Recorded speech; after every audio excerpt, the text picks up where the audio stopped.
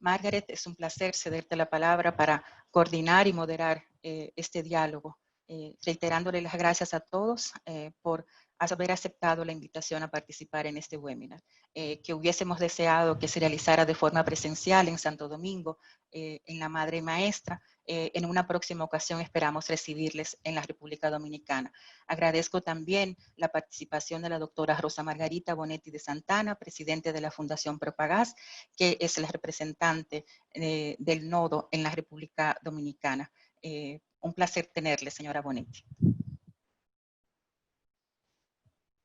Angie, mil gracias. Pediría que pudiera compartir mi pantalla. Muy bien. Entonces vamos por acá. No estoy logrando. No estoy logrando compartir la pantalla, Angie. Ok, te voy a hacer ¿Me host ayudas? y hacemos, sí, Ok, cómo no. perfecto, perfecto. Pero mientras tanto, mientras logramos hacer ese proceso, quiero saludar a todos los que nos escuchan, decir que estamos muy contentos de estar con ustedes. Estaríamos mucho más contentos si estuviéramos en la bella República Dominicana, pero estamos felices de acompañarlos, aunque sea virtualmente.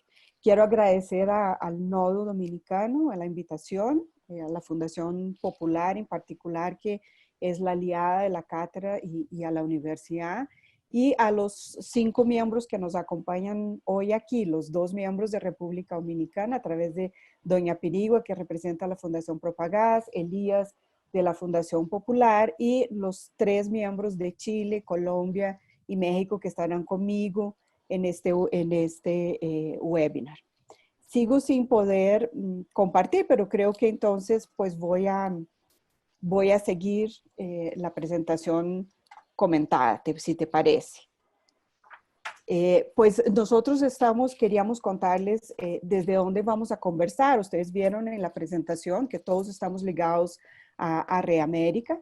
Reamérica es una organización latinoamericana, es una red temática, está integrada por cerca de 80 miembros. Nuestros miembros son fundaciones empresariales y empresas de América Latina y están presentes en 13 países de la región. Nuestro foco de acción o nuestra misión es buscar transformar las inversiones y las prácticas de las fundaciones y las empresas en torno a la promoción de comunidades sostenibles en la región, en América Latina y el Caribe. Y para eso la red hace fundamentalmente 3 cosas. Por un lado, busca promover alianzas entre sus miembros, acción colaborativa para producir transformaciones. Por otro, busca generar aprendizaje aplicado para transformar las prácticas y las inversiones que realizan nuestros miembros en las comunidades. Y diría que esa es la gran fortaleza que tiene Reamérica, especialmente porque ustedes entenderán que ese grupo de miembros destacados en los 13 países tiene un gran conocimiento de las experiencias y ponerlas en movimiento y generar una inteligencia colectiva a partir de lo que cada uno hace es nuestra tarea fundamental.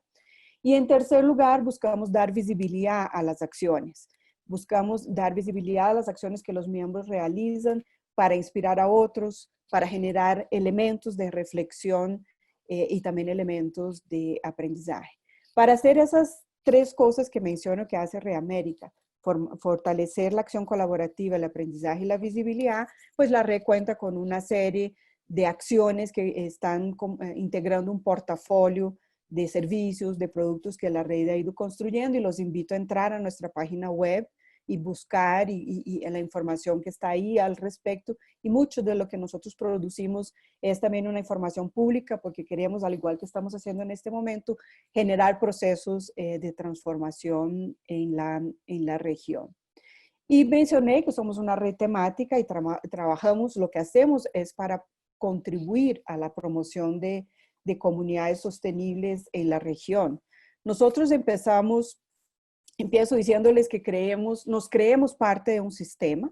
Creo que la situación actual nos ha hecho bastante claro que somos parte de un sistema. Entendemos que las empresas en ese sistema tiene una interdependencia con los entornos y las comunidades donde actúan.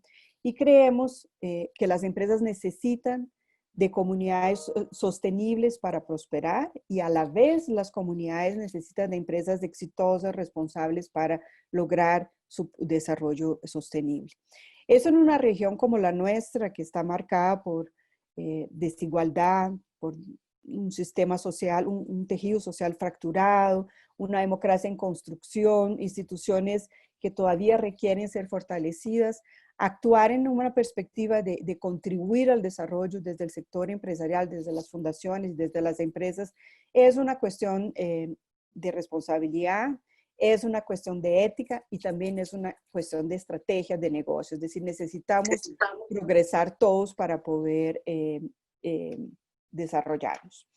Creemos que en esta perspectiva las contribuciones empresariales pueden ir en distintos caminos. Las empresas desde los negocios también pueden contribuir a fortalecer las comunidades cuando crean productos y servicios que generan valor social, cuando tienen operaciones guiadas por criterios de inclusión, cuando incorporan grupos vulnerables o minorías en la cadena de valor y cuando actúan en los entornos generando desarrollo sostenible junto a las comunidades y en los territorios. Creemos que el desarrollo ocurre en esos territorios en particular y ocurre con la articulación de distintos actores. Si somos parte de un sistema, la solución que queremos construir en esos territorios es una solución que pasa por la articulación de actores públicos, privados, las comunidades, las organizaciones civiles que están ahí. Entonces creemos firmemente en las articulaciones para buscar soluciones en esos territorios. Creemos también en el diálogo como un proceso de construir acuerdos, de construir planes, para construir alianzas. Y también nos parece esencial que esos procesos construyan capacidades en todos los actores involucrados, porque todos necesitamos aprender y adquirir ciertas capacidades para trabajar de esta forma conjunta, pero muy en particular en las organizaciones de la comunidad, que suelen tener asimetrías para poder participar de información, de conocimiento. Entonces, fortalecer esas capacidades de las organizaciones de base es un elemento esencial en nuestro enfoque. Y producir o estimular la creación de acciones colaborativas, alianzas para encontrar esas soluciones. Y me tomo esos minutos para hablar de este punto porque creo que esto enmarca nuestra conversación en el punto que tenemos ahora. Y entremos, pues, es decir, vamos a estar conversando en este panel con los tres invitados que mencioné, con Carlos Juárez de la Fundación Holcim México, con Ana Milena Lemos de la Fundación Caicedo González Riupaila Castilla en Colombia, y con Ricardo Evangelista de la Fundación Sara Rae de Erasmus de Chile. Y vamos a hablar sobre el contexto actual, el contexto que nos ha tocado vivir a todos. En los primeros meses de marzo y abril, yo creo que la emergencia sanitaria nos llevó a pensar que estábamos en un momento caminando como camináramos sobre la neblina, es decir, con poca claridad de lo que venía hacia adelante. Cuando uno está sobre la neblina, pues tiene miedo, está confundido, el objetivo es sobrevivir, se permite hacer cosas que normalmente en contextos normales no se permitiría, toma decisiones rápidas, pero la recomendación en la neblina es no correr, no paralizarse y buscar orientación.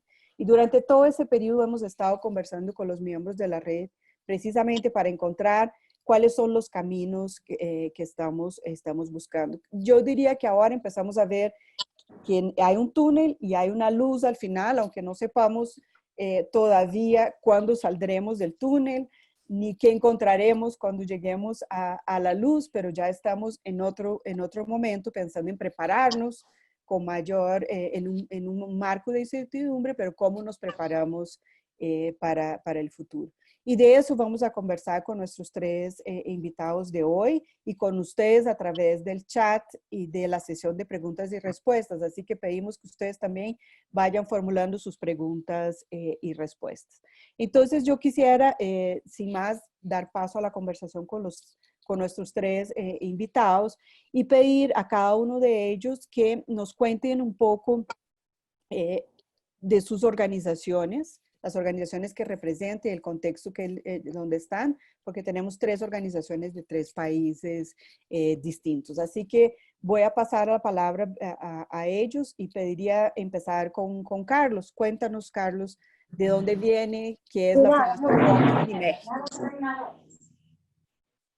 Muchas gracias, Margaret. Un gusto estar aquí con todos ustedes. Primero que nada, agradecer la invitación a la Pontificia Universidad Católica, a Red de América, por la oportunidad de poder compartir con ustedes algunas de las acciones que estamos haciendo en Holcim México y en la Fundación Holcim México. Me gustaría primero platicarles un poquito quiénes somos, como decía Margaret.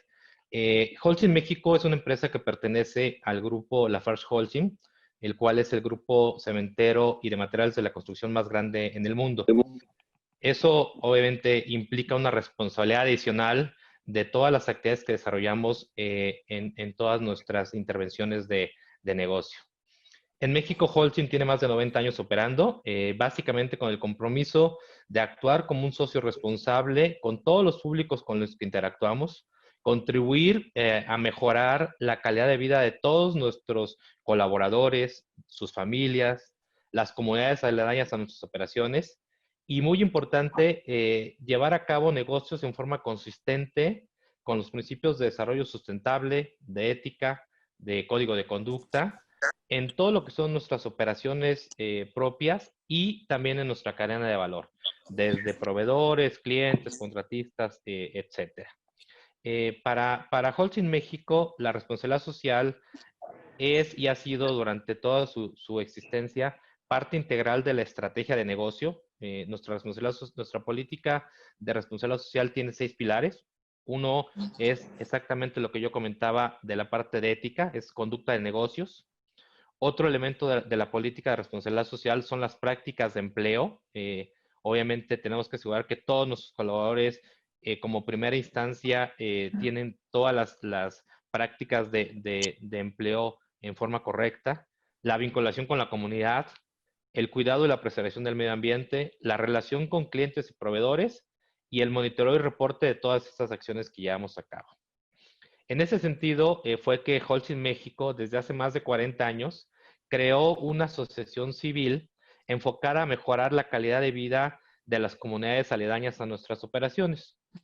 Y a partir del 2017, esta asociación civil, la cual tenía un enfoque muy particular en esos años de intervención comunitaria, evolucionó a lo que hoy es la Fundación Holcim México. Todo esto, sobre todo, promovido por el tema de los sismos que, como ustedes recordarán, tuvimos en México en el 2017. Las líneas de intervención y los enfoques estratégicos que maneja la Fundación Holcim México son 2. Uno es el enfoque a comunidades estratégicas, a desarrollar comunidades sostenibles, donde tenemos 4 líneas de intervención, que son educación, medio ambiente, salud y seguridad y desarrollo económico. El otro eje estratégico de la Fundación Holcim México es el eje de la resiliencia. Este eje de la resiliencia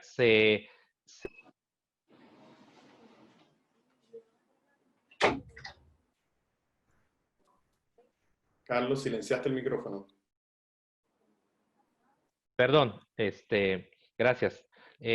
Comentaba que en el 2017 se creó el eje de la resiliencia, donde se crearon los programas Todos Juntos por México para apoyar en la reconstrucción de los sismos del 2017. Y el otro eje de resiliencia que se creó fue precisamente el que se hizo en este año con el tema del COVID, con el programa que estamos llamando en México Holcim Contigo.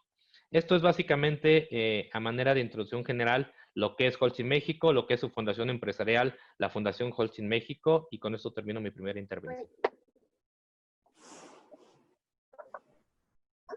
Muchas gracias, Carlos. Seguimos con Ricardo, entonces. ¿Nos cuentas desde Chile sobre la fundación? Gracias, Margaret. Gracias a todos por la invitación. Un placer estar aquí con un panel tan diverso y complementario. Nosotros, contarles un poco de quiénes somos. Nosotros somos una fundación familiar que básicamente creemos en el poder de la educación para transformar vidas. Eso es lo que nos motiva. Y desde el 2012 hemos desarrollado capacidades, mejorado las prácticas docentes, de directivos, como ellos un agente de cambio en escuelas municipales de Chile. Entonces nuestro trabajo ha estado enfocado en la educación, principalmente. Hoy en Chile el 40% de los niños termina primero básico leyendo. Más del 50% no comprende lo que lee. Quizás hay un niño, parece que también no está. Creo que el soporte podría cerrar el micrófono, por favor. Pero no importa, Margaret. También soy parte de la infancia. ¿Eh? Pero quería contarles que en Chile, o sea, llegamos a cuarto básico con niños que no comprenden lo que leen. Por lo tanto, nosotros hoy día estamos implementando un programa de lectoescritura que resuelve esa problemática, que busca resolver esa problemática porque es muy difícil de resolver, y un programa llamado Alfadeca. Por eso tengo yo aquí atrás el letrero y toda la animación que estamos haciendo debido al programa que estamos realizando. Pero lo que hacemos es aplicar el conocimiento científico a nivel mundial, buscando lograr que todos estos niños aprendan a leer y a escribir a temprana edad, que en el caso de Chile es en primero básico debido a cómo está estipulado en las bases curriculares. Y eso es lo que hace nuestra fundación. Gracias. Bueno, muchas gracias, Ricardo. Ana Milena, vamos contigo desde Colombia.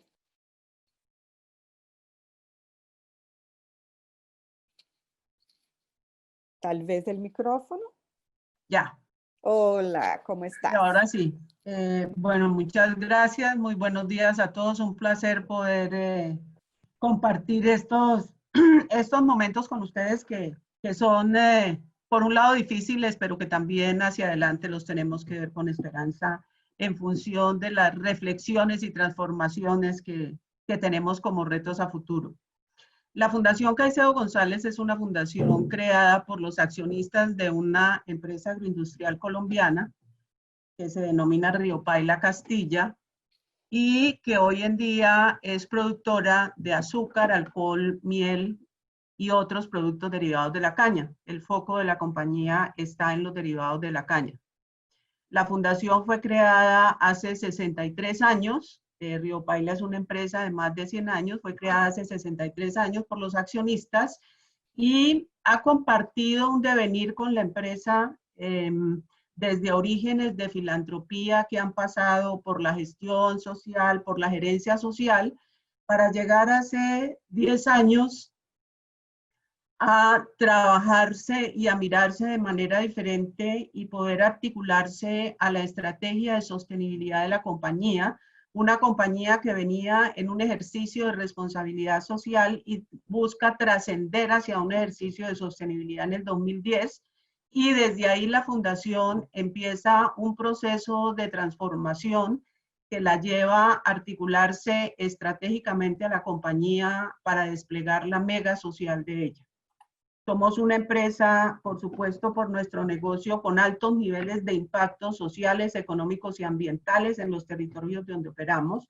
Por lo tanto, reconocemos que la empresa reconoce que debe potenciar sus impactos positivos y mitigar y controlar esos impactos negativos que genera en el territorio a través de su comportamiento.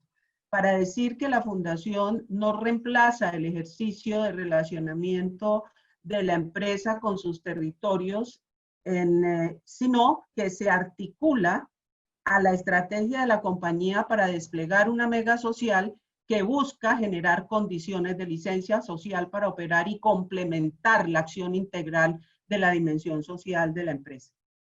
Desde ahí trascendimos hacia una apuesta programática con enfoque territorial, que en su momento denominamos comunidades sostenibles. Es una apuesta programática que se soporta sobre 3 estrategias que están en función de la generación de capacidades, de la articulación y la incidencia a políticas públicas y de las alianzas, entendiendo como fundamentos de la inversión privada a generación de desarrollo, más no el reemplazo de la función del Estado.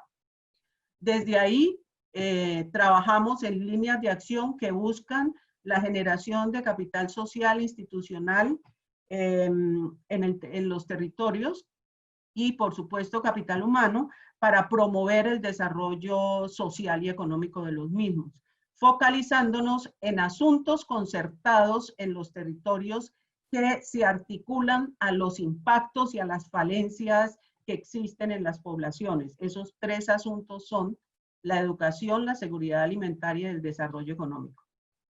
Esa apuesta programática está soportada por una transversalidad de gobernanza territorial. Y desde ahí nosotros nos nutrimos de diversos enfoques, del enfoque de derechos, del enfoque de desarrollo humano, del enfoque territorial, entre otros, que son enfoques que nos permiten a nosotros alimentar la teoría de cambio.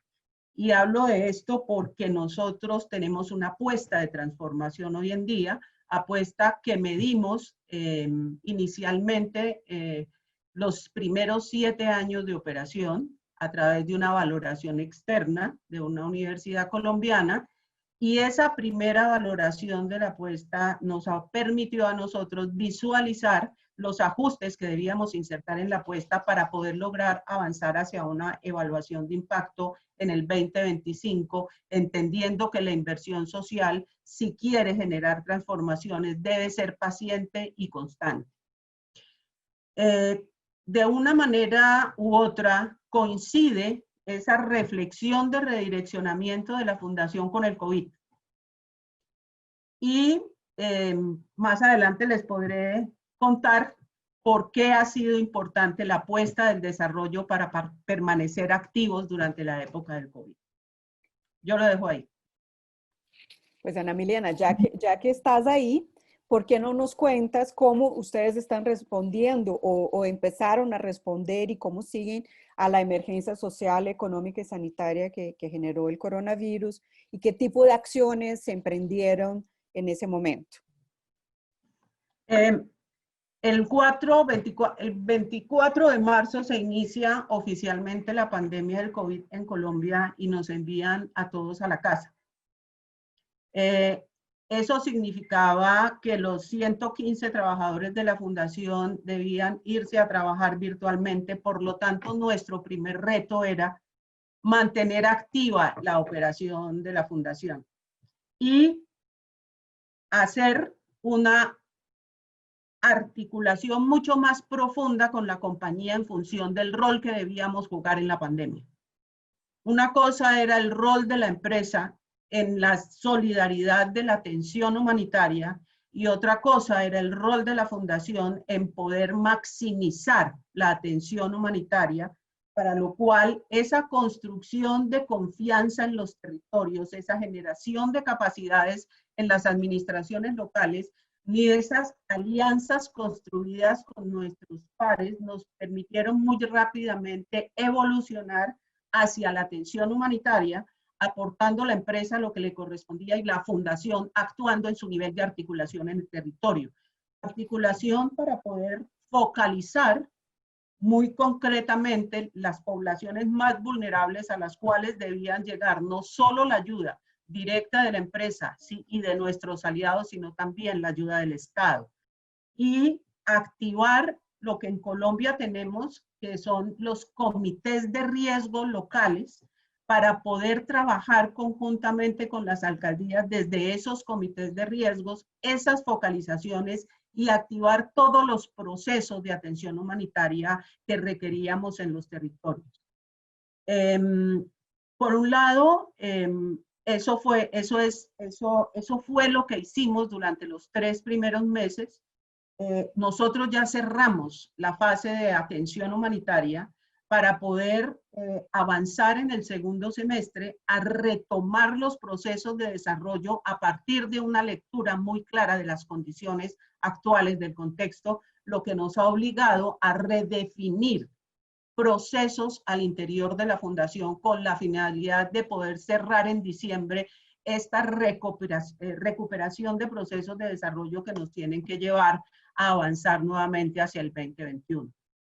en una lectura muy rápida del territorio, en un proceso de articulación muy rápido para poder lograr concretar alianzas que permitieran llegar con todas las 50.000, y 50.000 en cifras, 52.000 apoyos para los, para los hospitales locales, para lograr las ayudas humanitarias, para poder lograr las semillas que debíamos entregar a los campesinos, a los indígenas y a los afrodescendientes de las zonas rurales, de tal manera que se siguieran produciendo alimentos con la finalidad de que el abastecimiento se pudiera mantener al menos en esos mínimos en los municipios donde estamos, donde nosotros estamos. La economía de los municipios no solamente depende de la industria azucarera, sino que también tiene un tejido empresarial pequeño, mediano e informal muy fuerte, y los niveles de desempleo, por supuesto, y de ingresos se dispararon en la población. Yo no sé, Margaret, si lo puedo dejar ahí. Muy bien, muy bien. Entonces pasemos con Carlos en México. ¿Ustedes cómo respondieron o están respondiendo a la emergencia social y sanitaria, económica y social en la región? Gracias, Margaret. Con gusto. Quisiera comenzar primero para compartir el contexto actual de la situación en México. De hecho, al día de ayer, lamentablemente en México tenemos una situación, al igual que prácticamente en todos los países de Latinoamérica, muy complicada. En México tenemos ya acumulados 165,000 casos confirmados con el COVID y lamentablemente casi 20,000 defunciones, ¿no? por este tema. ¿Qué hicimos en Holcim México ante esta situación? Lo primero que hicimos fue, primero enfocarnos a la responsabilidad que tenemos como empresa con nuestra gente, buscando asegurar primeramente la permanencia de la empresa. En la medida que la empresa no pueda asegurar su continuidad en forma sostenible durante el futuro, obviamente dejamos de ser una alternativa para nuestros propios colaboradores. Entonces nos enfocamos mucho a buscar esa permanencia en la empresa, a buscar mantener los empleos para evitar, obviamente, entrar a situaciones de reducción de plantillas, de gente, etcétera. Y nos enfocamos en una forma muy, muy fuerte en las medidas de prevención de salud hacia nuestra gente y en temas emocionales. Obviamente desde como comentaba Ana Milena, desde prácticamente el 20 de marzo, que fue donde comenzó en México la contingencia fuerte, prácticamente todos están en actividades de home office, cuidando, asegurar que todas las operaciones de la compañía están seguras, que no hay contagios, y buscando también mucho dar soporte a la gente en temas emocionales. En temas externos, desde el principio de la contingencia, hemos buscado acompañar a nuestras comunidades, buscando que nos sientan cercanos a pesar de la distancia, estando preocupados y ocupados ante la situación en una forma empática. Afortunadamente, nuestra presencia en los territorios y nuestra confianza que hemos desarrollado a través de nuestros programas de vinculación comunitaria han desarrollado ese vínculo de confianza e involucramiento con los principales grupos de interés, lo cual ayudó a no perder ese contacto a pesar de la distancia. Tenemos contacto con lo que nosotros llamamos los CAPS, que son los comités de acción participativa, con organizaciones de base, con grupos de emprendedores, en general con gente de la comunidad, y afortunadamente hemos podido, a través de la tecnología, ya sea del WhatsApp, del mailing list o de estas diferentes plataformas, poder tener contacto con ellos. Y lo primero que buscamos en este tema de la contingencia fue establecer una estrategia que no solo atendiera la parte inmediata, ¿no? Normalmente en una situación de este tipo, todos quieren atender la parte de la emergencia, la parte más urgente, pero normalmente las partes más graves y más importantes vienen más adelante. Entonces nosotros establecimos una estrategia dividida en tres grandes fases. Una era la parte de la recuperación inmediata o atención de la emergencia, La segunda fase es la parte de la activación, que es lo que sigue después de esta primera etapa de emergencia y de preocupación sanitaria de todos. Y la siguiente etapa es la etapa de la recuperación, ¿no?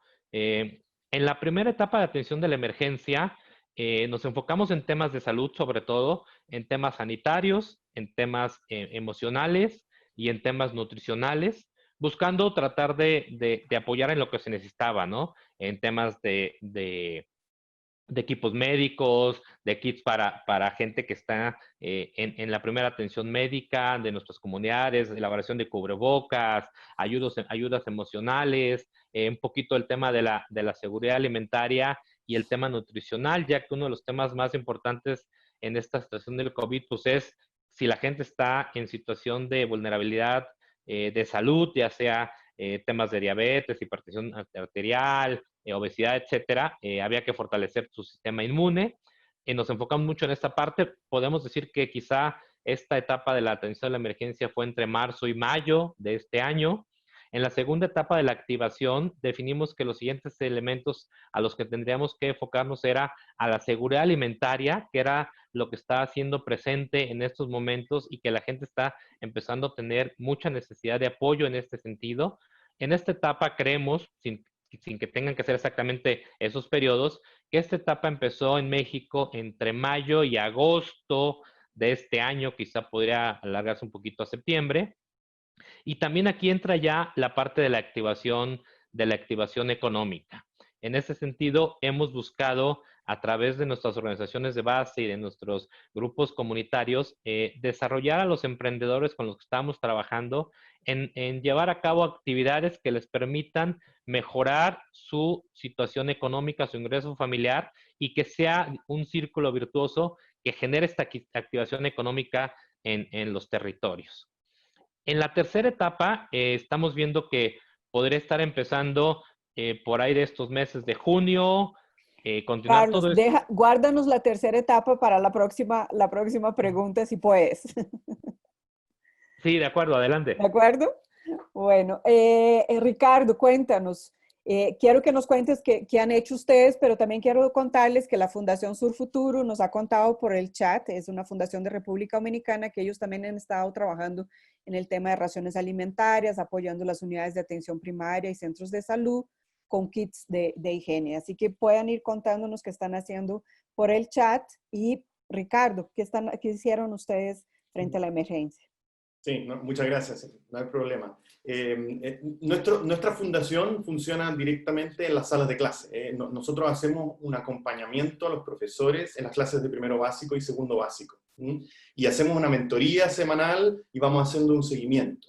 Y nosotros tuvimos una semana presencial de clases antes de la suspensión en Chile y nos fuimos completamente online. Desde el 16 de marzo fue decir, ¿sabes qué? Se suspendió y todo lo que nosotros hacíamos se paró y tuvimos que cambiar toda la metodología. Eso requirió mucho sacrificio del equipo también para adaptarse y yo creo que hemos estado a la altura del desafío. Pero ¿qué significó eso? Imagínense que nosotros íbamos a la de clases todos los días y tuvimos que hacerlo en vez de presencial, en seguimiento online. Tuvimos que adaptarnos al Zoom, efectivamente, también al Meet y de hecho hoy día lo que más ocurre es una comunicación a través de WhatsApp con las familias. Y tuvimos que generar esa retroalimentación constante con el apoyo a esas familias y que ellos pudieran aplicar el material y este programa es continuar aprendiendo en la casa. Entregamos todo el material impreso, también alcanzamos en esa primera semana en dejarlos en las escuelas, las familias los fueron a recuperar, publicamos en la página web todo nuestro material, elaboramos videos, llevamos más de 100 videos para poder enseñar a los padres a enseñar a sus hijos en las casas, a implementar el programa a través de videos cortos, un minutito, para que ellos puedan hacer distintas estrategias con ellos. Más de 11 capacitaciones online hemos hecho durante este periodo, hicimos una encuesta para ver cuál era la necesidad de los profesores y los docentes en cada uno de estos ámbitos, para poder levantar la información de terreno y saber qué es lo que ellos necesitaban, pero aún así no llegábamos a todas las familias que queríamos llegar. Entonces, dado la importancia que nosotros vemos de que se continúe el aprendizaje en las casas, a pesar de las dificultades que tienen las familias, nosotros decidimos innovar. y decidimos explorar algo completamente distinto y tocar la puerta a un canal de televisión y decirle, ¿sabes qué? Nosotros tenemos un programa, ¿por qué no lo paquetizamos y lo llevamos a la televisión para llegar a todo Chile? El canal de televisión se subió, después buscamos una productora, resulta que la productora es una que ganó un Oscar por la animación hace 3 años atrás, está produciendo ahora los capítulos, ya vamos transmitiendo en un canal que se disponibilizó para todo Chile. Entonces, en el capítulo 12 vamos ya, estamos produciendo el 16, son 33 capítulos de 10 minutos cortitos para poder enseñar a leer y escribir, mostrar las letras a los niños. Entonces estamos muy entusiasmados con eso. Quizás aquí el tema en común es cómo vamos innovando en nuestros procesos, cómo nos vamos adaptando a las necesidades del territorio, y poder escuchando qué es lo que necesitan y nosotros poder responder de la mejor manera posible. Así que eso es lo que yo quería compartir aquí. Gracias, Ricardo. Yo quisiera a alguno de ustedes, el que quiera responder, un poco que habláramos del tema de que hemos tenido que adaptarnos. Muchas de las fundaciones y las empresas habíamos abandonado la acción asistencial en los territorios, pero el tamaño de la emergencia, la complejidad de la emergencia, nos llevó nuevamente a hacer acciones asistenciales, porque uno no puede ver a una persona ahogarse y decir que le va a enseñar a nadar, hay que sacarla del problema, ¿no es cierto? Pero también se ha dicho que pueden haber presiones para seguir habiendo acciones asistenciales, presiones de las comunidades, presiones de los gobiernos, las empresas también pueden sentirse cómodas haciendo ese tipo de cosas. ¿Ustedes creen que vamos a tener dificultades para decir, bueno, volvemos a las acciones más de desarrollo? O sea, tenemos que retomar nuestra senda de construcción del desarrollo, o vamos a seguir en la línea de ahondar en las acciones asistenciales. Un poco, ¿cómo lo ven? ¿Alguno de ustedes quiere hacer algún comentario sobre esto? ¿Ricardo? Sí. Yo creo que las fundaciones, las empresas son una parte fundamental de la sociedad. Y nuestro rol debe ser escuchar lo que necesita la gente y no solo hacer lo que nosotros estimamos conveniente.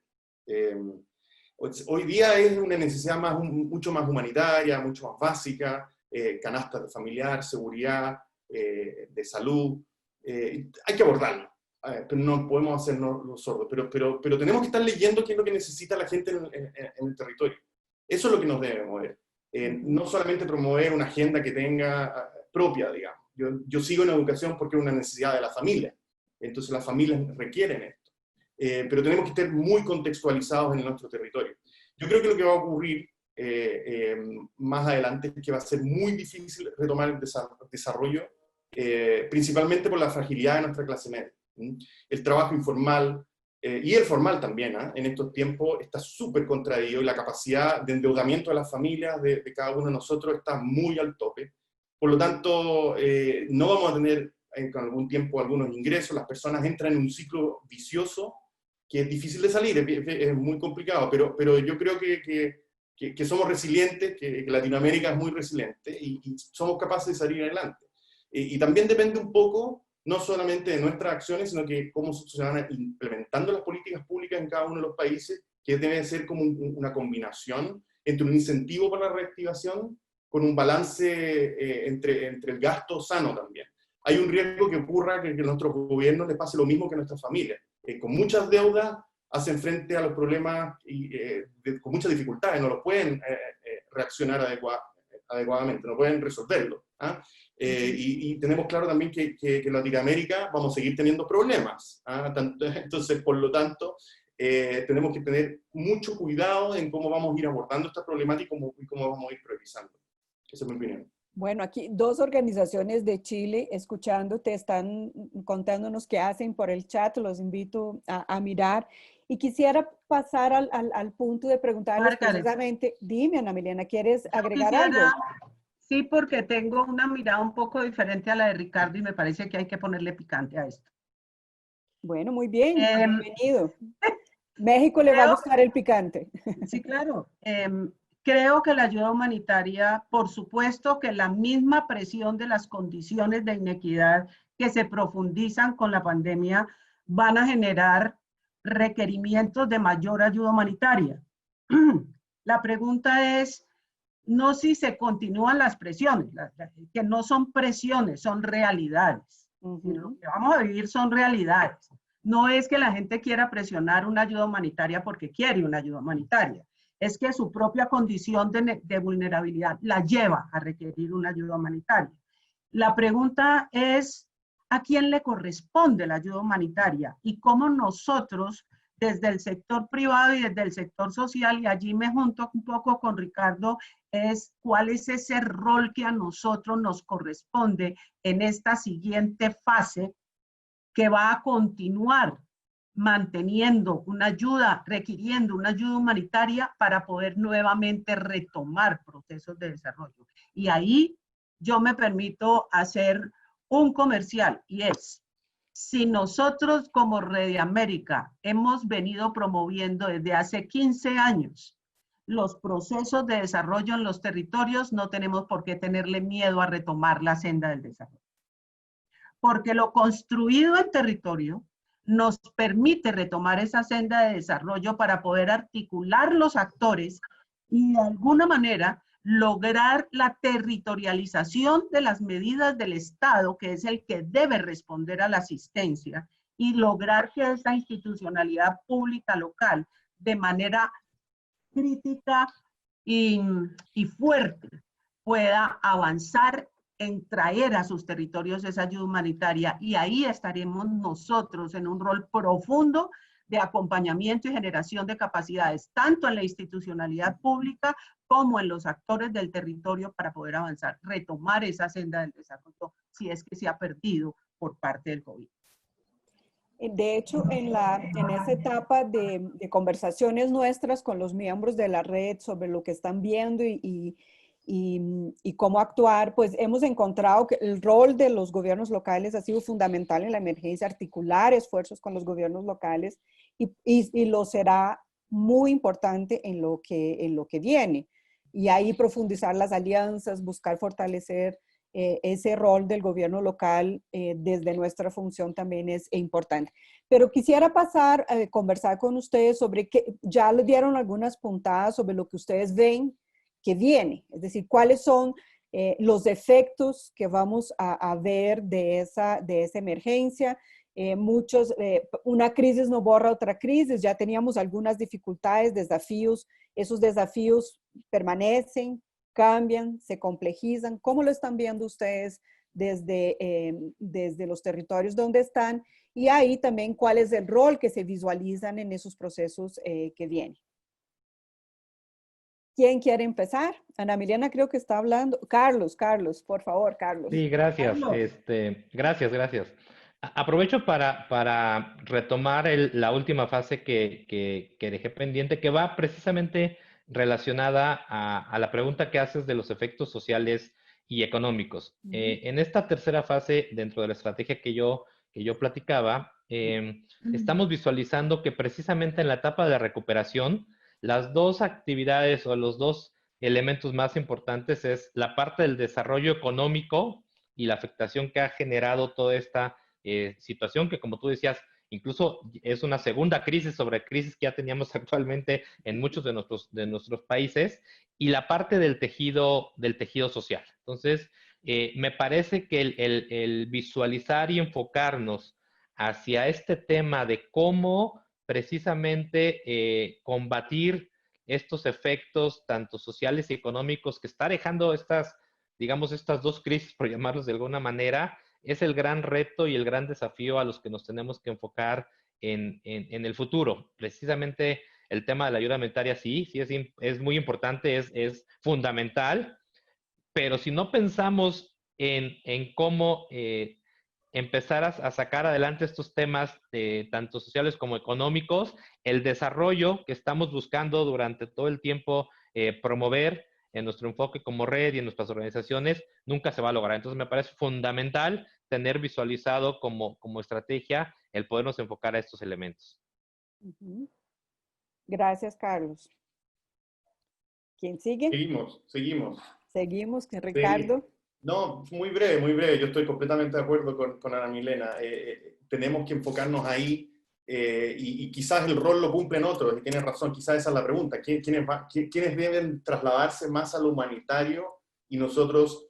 Porque la gracia de nosotros que tenemos flexibilidad, que tenemos capacidad de innovación, que tenemos poder invertir en cosas que el Estado no puede invertir y ver si funciona o no funciona. Y quizás ese es el rol que nosotros deberíamos tener, como ir en la segunda línea de innovación.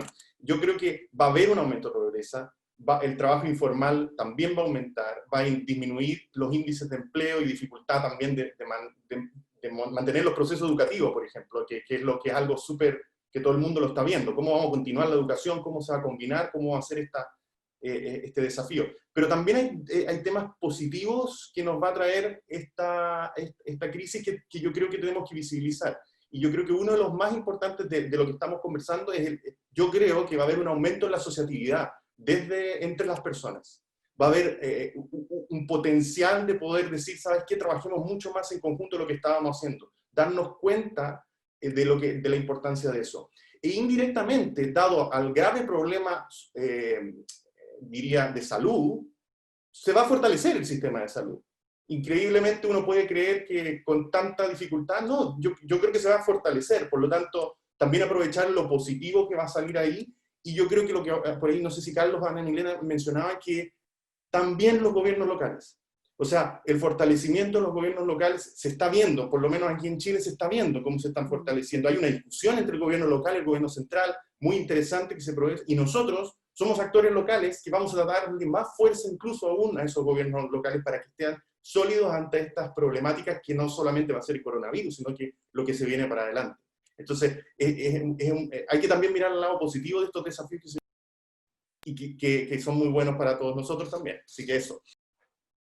Muy bien. Yo también veo ahí que uno tiene que analizar los efectos de la crisis desde muchos ámbitos.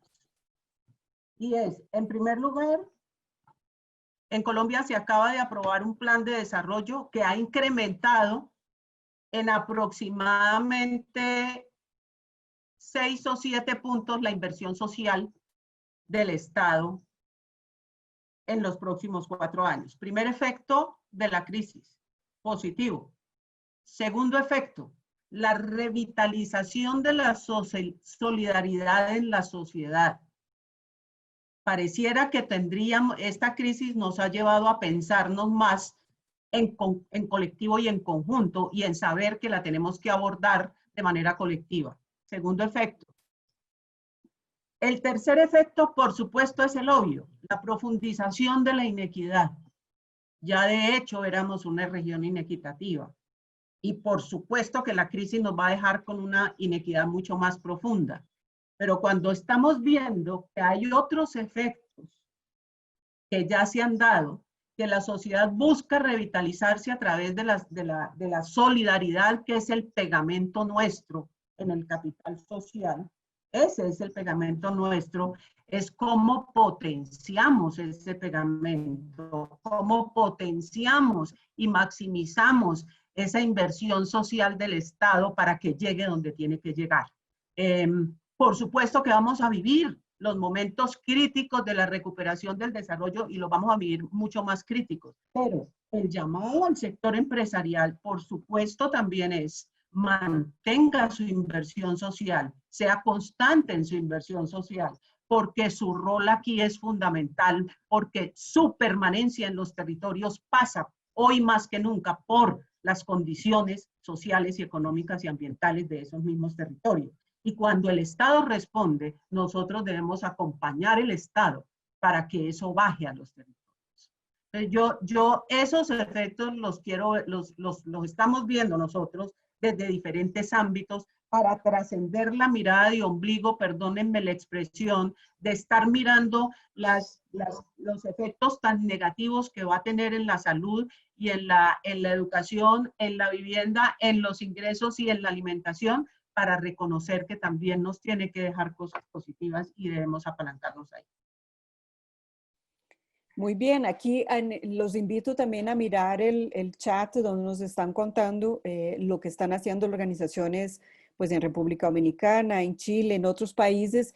Y Rosa nos habla aquí, por ejemplo, de algunos elementos fundamentales. Ella dice, el diálogo, la colaboración, las alianzas multisectoriales y la empatía extrema son algunos de los elementos que debemos tener presente, que yo creo que coincide mucho con lo que ustedes están planteando. Entonces, quisiera pasar exactamente, irnos a un poco a lo que se refiere a la visión de la red. Nosotros en la red, en Reamérica, compartimos algunos elementos, compartimos unos elementos de la visión y el enfoque de comunidades sostenibles que han estado presentes en las conversaciones que ustedes han puesto sobre la mesa y que también nos señala Rosa.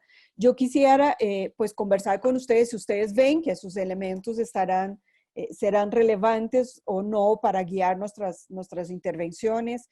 Pues ustedes saben que en la red buscamos tener una visión sistémica del territorio para comprender mejor lo que está pasando, esa capacidad de escuchar y de analizarlo, lo que está ocurriendo en esos territorios. Buscamos generar procesos de escucha y diálogo con los actores del territorio para captar sus visiones, sus propuestas, sus soluciones. Buscamos generar articulaciones que tanto ustedes mencionan y además construir capacidades en esos procesos. ¿Ustedes creen que esos elementos seguirán presentes? Algunos tomarán más fuerza, otros menos. Aquí también ustedes mencionaron algunos matices, como por ejemplo el tema de fortalecer el rol de los gobiernos locales, cosa que muchas veces el sector empresarial se pregunta, ¿por qué yo tengo que fortalecer? Pero quisiera un poco también que ustedes abordaran desde esta perspectiva esos elementos que han venido señalando. Entonces, la pregunta es si esos puntos, esos elementos del enfoque de comunidades sostenibles nos ayudan para enfrentar el futuro y en qué medida. Los chicos. Por favor, Ana Milena. No peleen. No, yo creo que sí. O sea, la respuesta rápida es sí. O sea, todos estos elementos, sin duda, en algún aspecto. Quizás quiero compartirles una historia que Ana Milena la escuchó el otro día, que estuvimos conversando sobre varias fundaciones y me dijeron, oye, ¿te llamaron a ti del territorio? ¿Alguien te pidió algo del territorio? Y algunas fundaciones decían, no. Y nos mirábamos y decían, pero con este tipo de pandemia, que no se hayan conectado con nosotros, que no hayan querido articular, hacer alianza o preguntar, algo mal estamos haciendo la fundación, ¿verdad? Porque si en estas condiciones nadie se contacta contigo, quiere decir que no estás escuchando, que no estás construyendo capacidades, que no estás mirando sistémicamente el territorio y no estás haciendo articulación.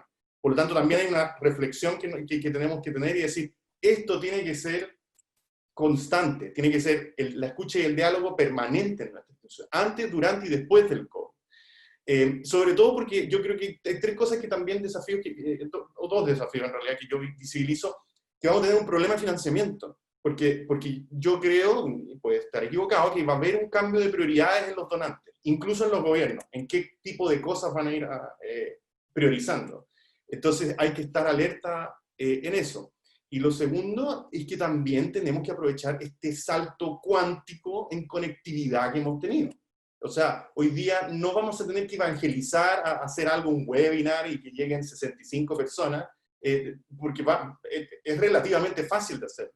Entonces, vamos ahora, y lo increíble de todo esto, que teníamos algo en la mano, que todo el mundo lo tenía, pero que estaba completamente subutilizado. Entonces, la pregunta es, ¿qué otras cosas tenemos en la mano que están completamente subutilizadas para que nuestra interacción con el territorio sea efectiva? O sea, por ejemplo, yo no voy a necesitar desplazarme tanto como me desplazaba antes, en un territorio tan largo como el de Chile. Entonces, tú dices, vamos aprovechando y produciendo sinergias sobre lo que está ocurriendo también.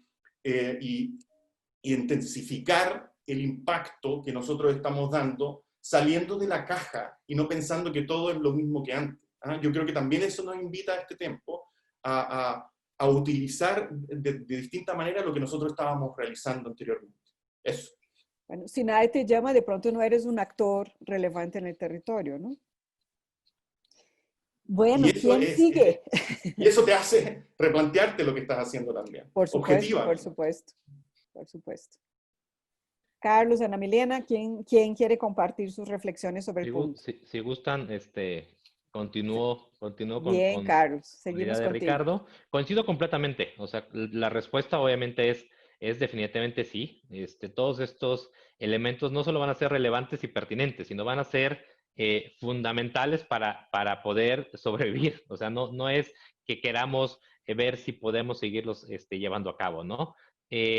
Aquí lo importante es, tenemos que también buscar, como bien decía Ricardo, cómo vamos a enfrentar este desafío ante esta nueva normalidad. La forma como hemos intervenido hasta el momento ha sido una intervención muy face to face, muy presencial, muy acompañada, y hoy tiene que ser completamente diferente. O sea, esta situación llegó para quedarse y va a continuar así. O sea, hoy es el COVID-19, no sé qué, mañana va a ser el COVID-19 versión 2.0 y vamos a tener que seguir encontrando estas formas de articularnos para seguir precisamente construyendo estas capacidades.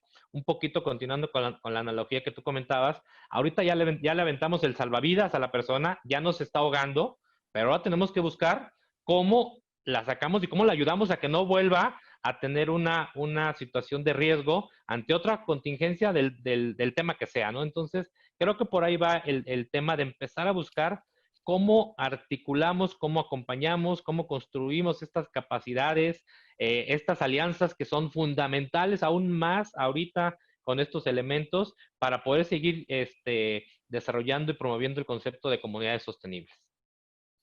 Muy bien, Carlos. Ana Milena. A ver, cuando uno se enfrenta a una situación de esta naturaleza, en primer lugar debe reflexionar y devolverse sobre sí mismo institucionalmente. Y en los aprendizajes de esta crisis, pienso que como fundaciones debemos repensarnos más allá de los lineamientos. Y es, requerimos la escucha, el diálogo y los acuerdos, sí. Pero ¿qué pasa? ¿Qué tanto hemos profundizado en esa escucha, en ese diálogo, en esos acuerdos, en esa construcción de capacidades, en algo que a mí me llama profundamente la atención, y es que siempre pensamos que las capacidades las debe desarrollar el otro. Y no pensamos que nosotros somos actores dentro de los territorios, empresas y fundaciones que también tenemos que desarrollar capacidades. Y dejar de mirar ese otro desde arriba y desde la supuesta superioridad. Y esta crisis debería llevarnos a nosotros, en el marco de los lineamientos del enfoque, a generar también un propósito de llevar a todos los actores del territorio. Porque a mí me llama mucho la atención, perdónenme que lo diga, que cuando hablamos de actores del territorio no nos estamos incluyendo nosotros y las empresas como actores dentro del territorio. Y siempre vemos que los actores son las organizaciones sociales, los líderes sociales o los gobiernos locales. Todos somos actores del territorio, todos debemos generar capacidades, todos debemos construir diálogo, todos debemos construir acuerdos. Y la sostenibilidad no solamente nuestra, sino de los territorios y de los actores y de las empresas, pasa por esos acuerdos sobre los mínimos comunes de actuación en territorio. Y creo que la crisis nos tiene que llevar a eso. Y es a reflexionar en que si realmente lo que estamos construyendo es lo que debemos construir en el marco de los lineamientos del enfoque. ¿Sí? Y si esa visión sistémica es la de todos o es exclusivamente la nuestra. Como decía Ricardo, yo digo que es lo que requiere el territorio o es que en el territorio consensuamos lo que requerimos. Es y esas maneras, sí. Dime, Ricardo. No, ese es el camino, Ana Milena, y yo lo que creo que hemos sido lentos, tenemos que ser sinceros en las fundaciones y las empresas. No hemos sido a la altura de lo que se requiere. No. Tenemos que ser mucho más intensos, tanto en recursos como en capacidades que estamos instalando. Estamos muy conformes con lo que hacemos, que es micro, cuando en realidad el cambio tiene que ser 10, quizás 100 veces más rápido de lo que nosotros estamos haciendo hoy día. en Latinoamérica nos hemos conformado con crecer de a poquito en la mejora social, a eso me refiero, no estoy hablando del crecimiento económico, en crecer en las mejoras sociales, pero tenemos que crecer mucho más rápido, no nos podemos esperar en 30 años más volver a conversar sobre esto. Esto tenemos que hacerlo mucho más rápido. Y me llama la atención que tenemos la capacidad, por lo menos aquí las empresas, en 3 semanas juntaron más de $100 millones para dar ayuda. Y tú dices, ¿pero cómo? ¿A dónde estaba esa plata? Entonces, yo digo, si todos tenemos fundaciones detrás, esas empresas todas tienen fundaciones detrás, ¿cómo no estaban entregando eso? Entonces yo digo, el esfuerzo tiene que ser mucho más allá de todos nosotros, todos, incluso los que trabajamos en el micro. Tenemos que estar mucho más comprometidos y involucrarnos y levantar más recursos. Eso. Yo creo que la mirada tiene que subir, porque cuando tú tienes una problemática de una inequidad de esta naturaleza, trabajar en lo micro y no elevar el nivel de la gestión para poder realmente desde un enfoque territorial generar condiciones del territorio. Eso es fundamental. Y yo me hago la misma pregunta de Ricardo. Aquí estamos escuchando en América Latina que va a haber una crisis de fundaciones porque las empresas no van a tener recursos. Esos recursos que salieron durante la pandemia no estaban en la inversión social. No estaban. Fueron recursos adicionales a la inversión social. Entonces sí están los recursos. ¿Cuáles son entonces la generación de capacidades y qué tenemos que transformar en la visión sistémica de las empresas y la nuestra propia para que esas empresas entiendan de una vez por todas que realmente nosotros agregamos valor social? Y que ese valor social es elemento fundamental para su propia sostenibilidad. Por lo tanto, mirar mucho más allá de si voy a sacar a los microempresarios o no microempresarios, el sector social empresarial tiene unos retos profundos frente a la crisis, que es toda la oportunidad de poder permanecer en el tiempo y ser realmente sostenibles. Pero eso requiere una crítica profunda y una crítica constructiva, y de mirarnos sobre nosotros mismos y darnos la pela suficiente para decir lo que estamos haciendo pareciera que no es, independientemente que cuando vemos los lineamientos son. El problema no son los lineamientos, el problema son nuestras prácticas. Con estas últimas reflexiones, creo que lo positivo y lo alentador es que nos estamos dando cuenta que sí podemos, o sea, que podemos, que se ha podido hacer, que tenemos todos los elementos para sacar adelante estos comentarios que están haciendo y tenemos el potencial para hacerlo. Entonces yo creo que buscando una mirada positiva ante esta situación, coincido concluyo que es una gran oportunidad para poder salir adelante, mejorar y demostrar que lo que no hemos podido construir todos los que formamos parte de un territorio y este elemento de desarrollo, ahora lo podemos hacer, ¿no? Esa sería mi conclusión en este tema. Yo creo que ha habido mucha discusión si vamos a si esto nos va a llevar para atrás, o sea, si vamos a dar para atrás o si vamos a profundizar y seguir adelante. Por supuesto que nosotros de donde estamos queremos que pase lo último, ¿no? Que se profundice, que se siga adelante. Lo cierto es que vamos a estar ante mayores complejidades, y no estoy hablando solo de envergadura de los problemas, sino complejidad en un sentido de sofisticación, de manejar en torno a la incertidumbre, y habrá que revisar nuestros roles y nuestras contribuciones en ese nuevo escenario. Y hay algunas cosas que se plantean y que ustedes plantearon que me parece que son fundamentales para caminar en esa dirección. Uno es poder leer bien el sistema, y ahí uso la palabra sistema, con distintas visiones, que entienda las interrelaciones entre los problemas y no quedarnos con una visión chiquitica, puntual, por un lado, leerlo bien. Para lograr escala e impacto, necesariamente hay que profundizar en el tejido social, hay que profundizar en las alianzas, habrá que trabajar con los gobiernos locales mucho más estratégicamente lo que venimos haciendo y sin miedos y sin tantos dilemas que hemos conservado por mucho tiempo en esa relación. Y habrá que también entender que nosotros tenemos que profundizar nuestras propias capacidades para hacerlo. además de contribuir a que los demás actores lo hagan. Y probablemente los escenarios en red son los que nos permiten intercambiar experiencias, aprender cómo el otro lo está haciendo y acelerar nuestras propias curvas de aprendizaje y de transformación para lograr hacer frente a todos esos desafíos que vienen. Y eso es Reamérica, eso es esta conversación que tenemos aquí con ustedes, es la conversación que mantenemos viva en la red y que cada vez queremos profundizar más para ver si juntos podemos jalar esos movimientos de transformación que requiere, ya viene, eso no es nuevo, la región lo necesita, lo sabemos desde hace mucho tiempo y ahora con más razón requiere que tengamos un rol de liderazgo porque finalmente nosotros somos las élites de la sociedad. Es decir, si nosotros no movemos la sociedad, pues no podemos esperar tampoco que la sociedad se mueva. No estoy diciendo que seamos los redentores, pero sí tenemos un compromiso profundo en hacerlo.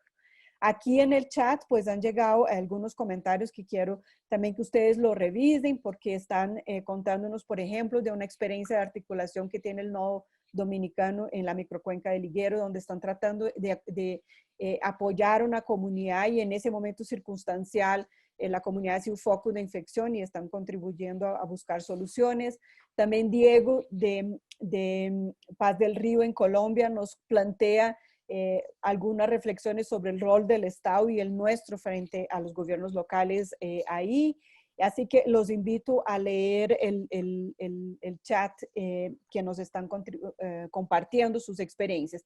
Y quisiera plantear a ustedes dos preguntas que nos surgieron, por lo menos las que yo veo, y le pediría a Angie si ve alguna otra que me ayude a plantear a los panelistas y luego pasamos porque estamos llegando al final de la hora propuesta. Una es profundizar en los aspectos que se han venido trabajando de ayuda la parte emocional. ¿Qué se ha hecho ahí? Fue una pregunta que surgió especialmente, Carlos, cuando tú planteaste lo que venían haciendo. Y la otra es, diría yo, un poco sobre el rol, ahondar un poquito más en el tema de la relación con los gobiernos locales, en el sentido de que las empresas respondieron en algunos lugares más rápidamente que los gobiernos locales. Y eso ha hecho un llamado a que, bueno, sigan aquí, no nos dejen, ayúdenos, ¿no? Un poco reforzando ese rol si se quiere, de reemplazar al gobierno local. En otros lugares sabemos que donde ha habido gobiernos locales más fuertes, pues se ha otras circunstancias, pero profundizar un poco en ese llamado pues a los gobiernos locales y al tema socioemocional. ¿Quién quiere atender a esas dos inquietudes? Y los invito si hay alguna otra por el chat que se plantee. Si les parece, comienzo con la parte de la respuesta a la parte del tema socioemocional.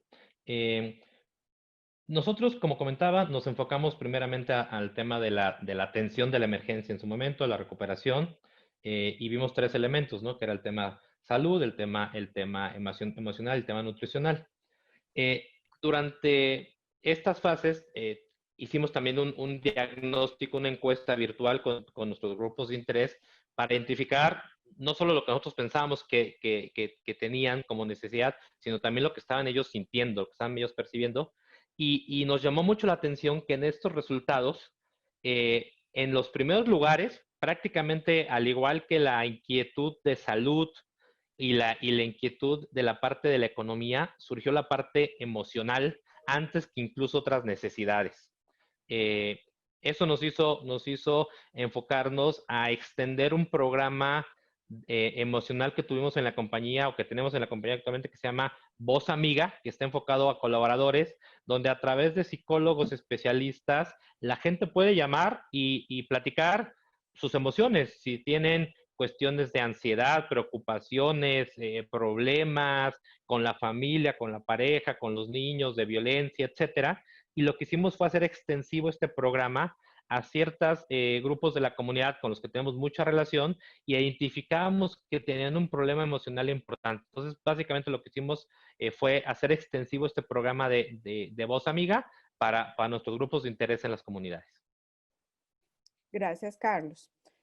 ¿Quieren ahondar un poco alguno de ustedes en el tema de los gobiernos locales o estamos? Yo brevemente... Sí, Ana sigue Milena, Ricardo. No, sigue Ricardo, pues. Nos vamos a quedar callados. Sí, porque es que el tema, ahí estamos, el tema de los asuntos, a ver, yo, ¿cómo lo expreso? Nosotros definimos específicamente en esta pandemia, nosotros venimos en un proceso de 9 años de fortalecimiento de la gobernanza territorial. Eso ha significado generar espacios de participación que en nuestra constitución política ya están para que las comunidades puedan participar activamente en el destino del territorio. Esto lo hemos activado a través de los consejos de política social, los consejos territoriales de planeación, las mesas de empleo, las mesas de seguridad alimentaria, y hemos construido con las comunidades políticas públicas de manera participativa que durante todo este tiempo fueron trabajadas conjuntamente con ellos, han trascendido los gobiernos locales y han quedado insertadas en los programas de gobierno de los territorios. ¿Eso qué ha permitido? Eso ha permitido que a través de ese trabajo se puedan bajar recursos del gobierno nacional para atender las condiciones de los territorios. Hago esta previa porque durante la crisis lo que nosotros hicimos fue activar esos espacios, acompañar, porque el rol nuestro no es un rol ejecutor, es un rol de acompañamiento y generación de capacidades, y a través de esos espacios se atendían las condiciones de identificación de base de datos para que las ayudas alimentarias nuestras y el gobierno llegaran a la población más vulnerable, pero dentro de la institucionalidad pública. Segundo, activar las comisarías de familia que deben atender las condiciones socioemocionales de la población más vulnerable y poder entregarles a ellos también elementos de trabajo para eso. Activar con las alcaldías locales estrategias de comunicación conjunta, empresa, fundación, alcaldías, para llegar de una manera mucho más amplia en procesos de formación y cultura ciudadana de prevención en el COVID. Entonces, allí está el rol de los gobiernos locales. Y es una apuesta que está en el marco de lo que definimos nosotros en Red América como comunidades sostenibles, y es cómo yo no reemplazo al Estado, pero sí complemento y genero las capacidades requeridas. Entonces, cuando yo vengo de ese trabajo, insertarme en la crisis no me cuesta mucho, porque ya he construido, como decimos nosotros, ese capital institucional, ese capital social y ese capital humano que nos permite adaptarnos más rápidamente en la atención humanitaria. Entonces, ¿quién hizo los diagnósticos de los hospitales? No lo hicimos nosotros. Ellos, a través de los mecanismos locales, hicieron los inventarios y nosotros, a través de una alianza regional, logramos que esos elementos llegaran a los hospitales nuestros de manera directa. Y si los campesinos identificaron cuáles eran sus falencias de semilla y se comprometieron a multiplicar esas semillas para otros campesinos, y ya el frijol, ya el maíz fortificado que nos entregó el Centro Internacional de Agricultura Tropical, ya despegó allí.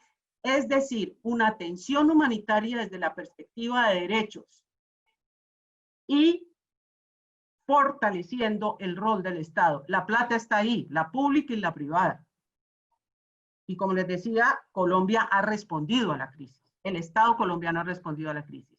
La dificultad está en la llegada a los territorios de las ayudas, la atención humanitaria. Y ahí es donde nosotros podemos lograr, en medio de una pandemia, porque no podíamos nosotros inventarnos la virtualización de los servicios de educación en una semana.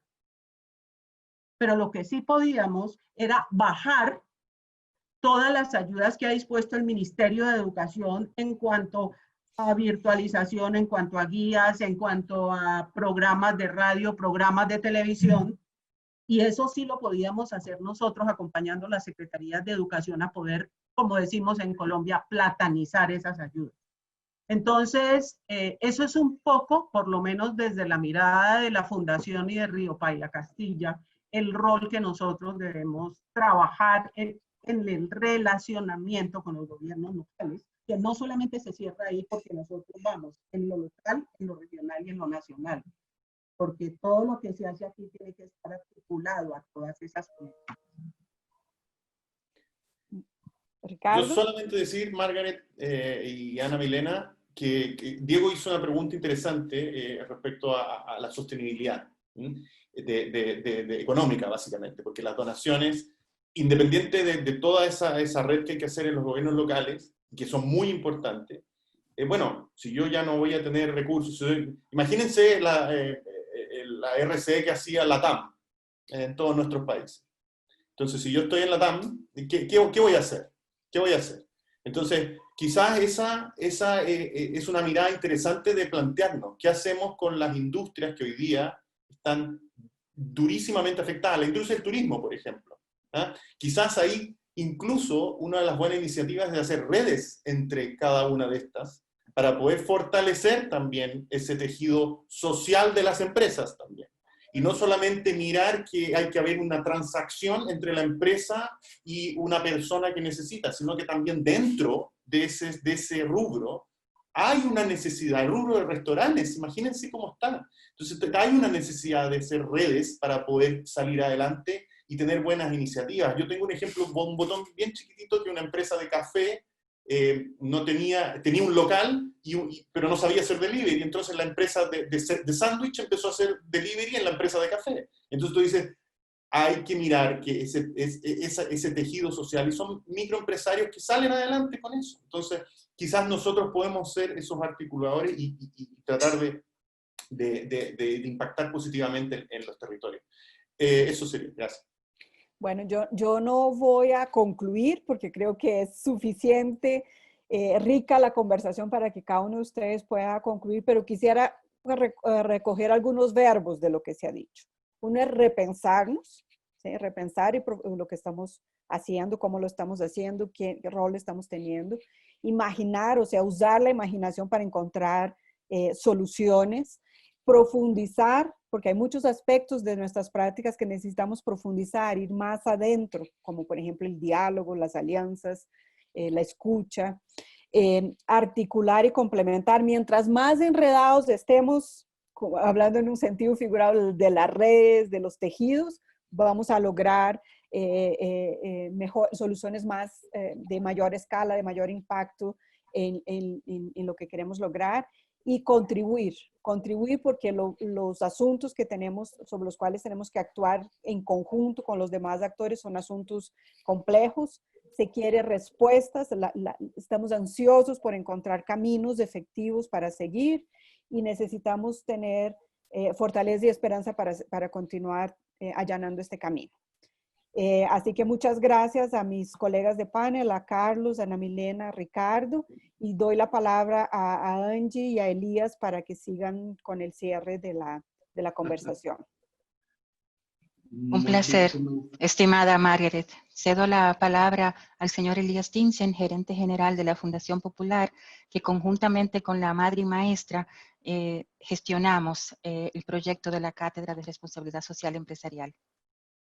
Muchísimas gracias, Angie. De verdad que estoy totalmente motivado por esta participación de nuestros colegas desde Chile, Colombia y México, compartiendo no solamente reflexiones, sino también haciendo una interacción que nos ha permitido, pues, conocer qué está pasando en la región con una situación que actualmente nos ocupa a todos, que es el COVID-19. Y creo que este ha sido un diálogo que le agradecemos muchísimo a Red de América porque nos ha conectado muchísimo con una realidad que tenemos que trabajar todos de manera conjunta. Yo diría que para no perder más con la parte final de esta actividad, me gustaría pasarle la palabra a doña Rosa Margarita Bonetti de Santana, que es presidenta de la Fundación Propagás, pero también es la directora del nodo local de Red de América en la República Dominicana e impulsora de muchos proyectos de apoyo de desarrollo comunitario con toda la dinámica de Red de América para promover lo que son las comunidades sostenibles. Así que nuestra querida doña Pirigua tiene el honor de cerrar esta actividad en el día de hoy. Adelante, doña Pirigua. Gracias, Elías. Gracias a todos. Muy buenas tardes. Como presidente de la Fundación Propagás, y en representación del Nodo Dominicano de Red América, queremos agradecer muy sinceramente a Margaret Flores, directora de Red América, por aceptar esta invitación y motivar a los demás expositores a traer sus valiosas experiencias a nuestro país. Felicito de manera particular a la Pontificia Universidad Católica Madre y Maestra y la Fundación Popular por propiciar este diálogo sobre responsabilidad social en el marco de la Cátedra de Responsabilidad Social Empresarial y Sostenibilidad Alejandro E. Grullón Espaillat, en tiempos especialmente difíciles para nuestra región y el mundo. Muchas gracias por permitirme compartir estas reflexiones finales con ustedes. Sin duda, el liderazgo del sector privado nunca había sido más importante que ahora. Los aprendizajes compartidos en el día de hoy por parte de nuestros panelistas nos llevan a una reflexión muy importante. No existe la responsabilidad social empresarial, sino muchas responsabilidades sociales, una para cada empresa y cada circunstancia. Por tanto, responsabilidades cambiantes. Cada empresa deberá hacer frente a esas responsabilidades de acuerdo con sus circunstancias y teniendo siempre en cuenta su misión o propósito.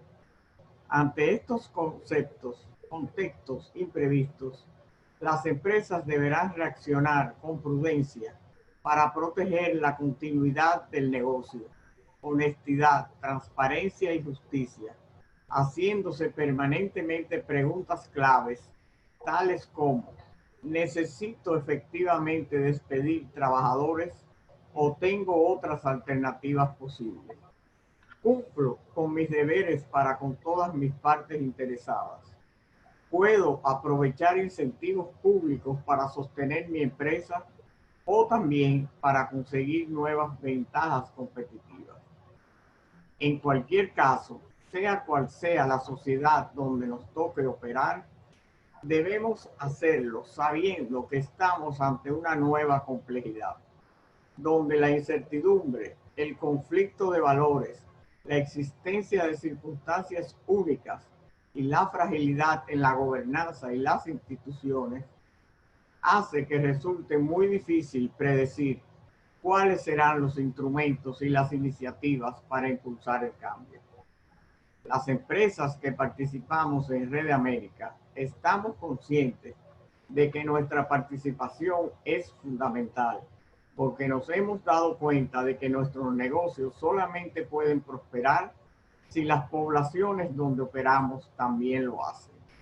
Sabemos que si pretendemos lograr un cambio profundo y duradero, debemos tener una visión y un compromiso conjunto de largo plazo, para lo que no hay fórmulas establecidas. Y que, aunque el esfuerzo individual de cada compañía sin duda es valioso, no se compara con el impacto que puede tener un trabajo colectivo, es decir, el esfuerzo conjunto de un grupo de empresas con una misma meta. La clave está en reflexionar acerca de las medidas que se podrían adoptar en un futuro para hacer una reingeniería social y económica de nuestra región que favorezca el fortalecimiento del tejido social. Una inmensa oportunidad para que los países de América Latina hagan frente a las necesidades de sus ciudadanos de forma colectiva y priorizando la noción del bien común. Muchísimas gracias a todos. Gracias, doña Pirigua. Es un orgullo estar con todos ustedes, los miembros de la red, en ese espacio y escucharla. Gracias, María. Muchas gracias. Muchas gracias. Muchas gracias a todos. Ana Milena, Ricardo, Carlos, Elías y Ángel, Margaret. todos los objetivos, ¿no?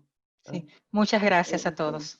Un placer tenerles y esperamos verles en República Dominicana. Y a nuestros participantes también vamos a compartir una algunas informaciones luego sobre esta actividad y también van a estar disponibles en las páginas de Red América. Un placer. Feliz resto del día para todos.